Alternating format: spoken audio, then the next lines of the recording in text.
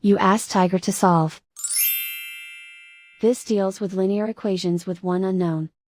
The final result is x equals -7. Let's solve it step by step. Simplify the expression. Simplify the arithmetic. Group all x terms on the left side of the equation. Subtract 11x from both sides. Group like terms. Simplify the arithmetic.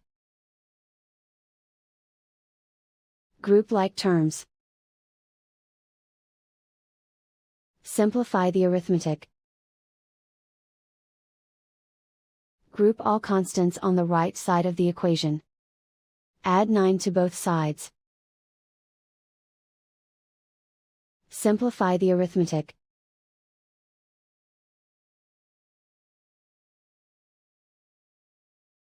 Isolate the x.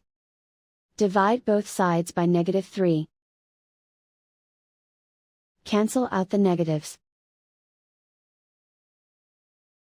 Simplify the fraction. Move the negative sign from the denominator to the numerator.